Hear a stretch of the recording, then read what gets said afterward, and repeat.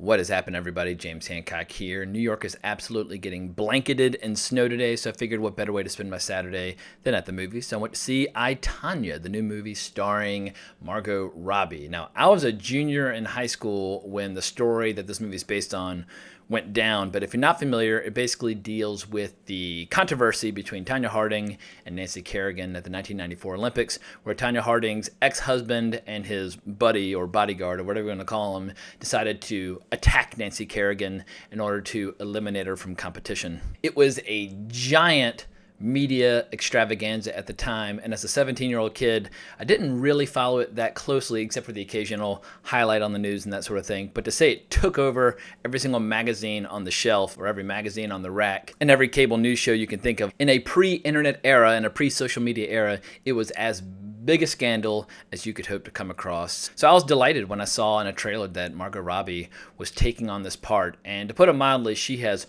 hurled herself into this role. I was watching a great interview with Margot Robbie the other day where Chris Pratt was actually filling in for Jimmy Kimmel, and Margot Robbie was talking about how she trained like 4 hours a day for months. I mean, obviously, if you're going to be an Olympic caliber figure skater, you're probably going to train like 8 hours a day for 20 years to reach those heights.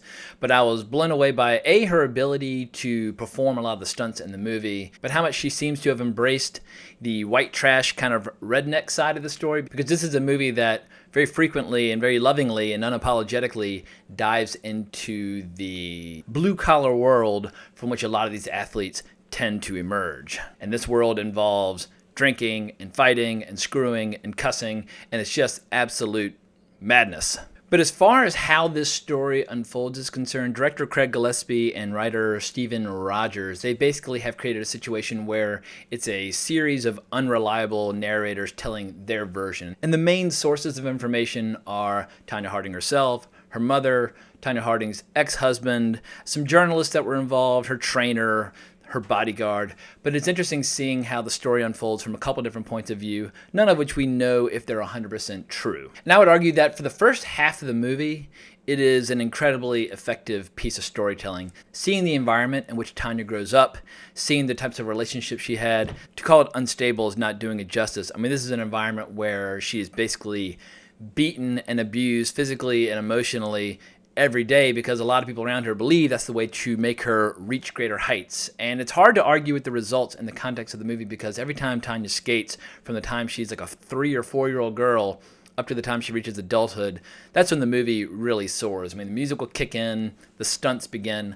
I've never been an aficionado of figure skating in the Olympics, but it is hard not to get carried away by just the exhilaration of those particular sequences. At times, Allison Janney almost threatens to run away with the movie. She is so damn good in this as this tyrannical, I don't give a fuck, chain-smoking, mean-spirited, just devil woman who can take a large share of the credit of helping drive Tonya to those greater heights initially, if only because Tonya hated her mother so much, it kind of spurred her on in a lot of ways and gave her a lot of great motivation. But we see how in the world of figure skating, how what they want is not only athletic excellence, but they want this wholesome aura, or basically this illusion of the all-American wholesome princess. And Tonya was most certainly was not that. I mean, this is a girl who was drinking and smoking and fucking and shooting animals on the weekend. I mean, in an environment where you're judged oftentimes more on your appearance than on your athletic ability, she was forced to put together her own costumes and her points to be deducted as a result.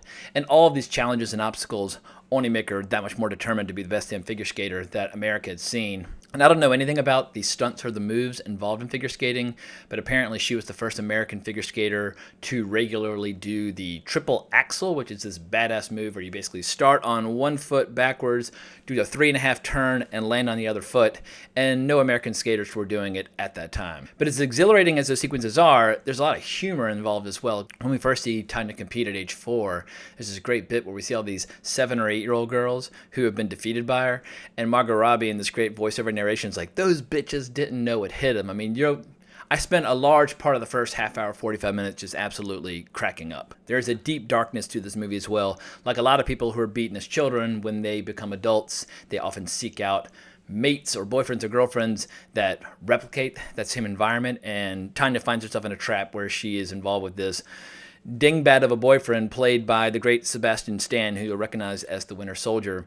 And he is just as physically abusive as Tanya's mother was. However, he lacks the intellectual cunning that the mother had.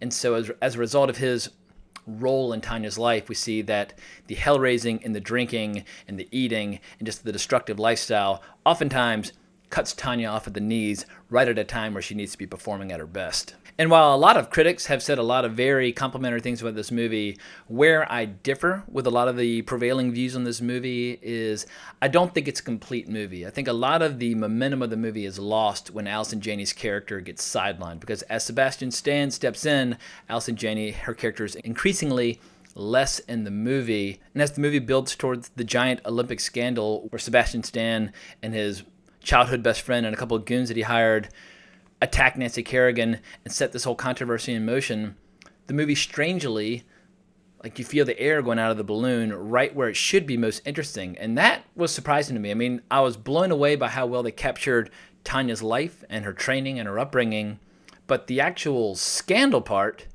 felt a little phoned in. And perhaps I should not have read as many reviews as I did ahead of time, but I saw a lot of people comparing this movie to Goodfellas. If you want to have a great experience watching I, Tonya, don't expect Goodfellas. That is a ridiculous comparison. The filmmakers definitely are mimicking a lot of that early 90s Scorsese style that you see in Goodfellas and in Casino in terms of how the music is used, how the editing is used, the tracking shots. A lot of it also is very reminiscent of Paul Thomas Anderson in the late 90s. However, Craig Gillespie is not Martin Scorsese. Craig Gillespie is not Paul Thomas Anderson. This is the guy who did the remake of Fright Night. I admire his intentions in terms of using that rapid-fire style and that really energetic style for this story, but unless you are Scorsese or Paul Thomas Anderson, you're inevitably going to come up a little short, or at a bare minimum appear somewhat derivative, because the musical choices, I mean, this movie has like 100 needle drops, and some of them work really well, and some of them just feel like the director's putting in his personal favorite playlist,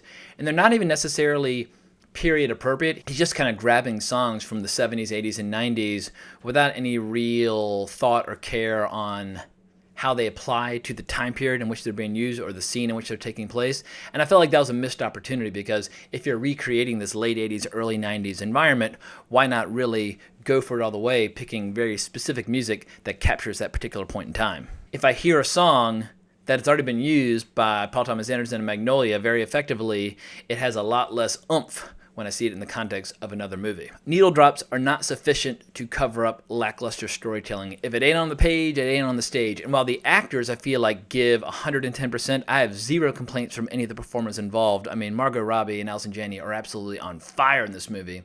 If I have any grievances, it's just in occasionally conventional screenplay storytelling in the latter part of the movie, as well as unimaginative direction on the part of the filmmaker. And I saw it in a packed auditorium, and for the first hour of the movie, I mean, it was nothing but laughters and cheers and gasps. I mean, there you could just feel the emotion in the room. And then in the second half of the movie, I could just feel that emotion dwindling down. I could hear people yawning. I could hear people going and exhaling. This is not to say that it is a bad movie. It is not remotely a bad movie. It is an intensely enjoyable movie on the whole, but I think people got a little bit carried away when they first saw it and decided to overpraise it. And I feel like one of the worst things you can do is overpraising a movie and setting up people's expectations. If anything, I'd like to undersell this movie, because I want people to see it, and I want people to enjoy it, and I want Margot Robbie to continue to have a great career. I mean, when I hear about her meeting with Tarantino, possibly to play Sharon Tate in this new 1969 epic, that thrills me to no end, because she's like 26, 27. She's in the prime of her young career.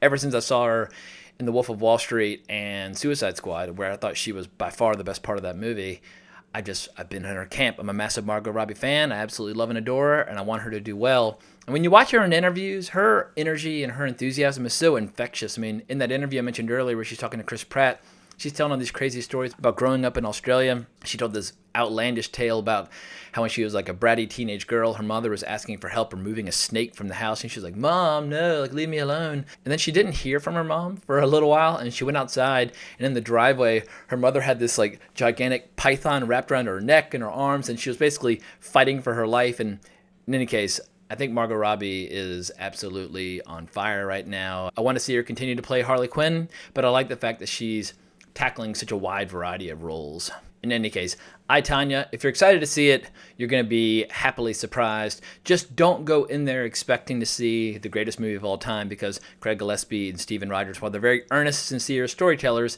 in my not so humble opinion, I just don't think they have the chops to match some of the films that I, Tonya, is being compared to. But I hope you enjoyed my review. Please consider giving my channel a subscribe. You can hunt me down on Twitter @Colbrax, or just leave a comment in the comments below. Hope everyone has an amazing weekend, and I'll talk to y'all soon.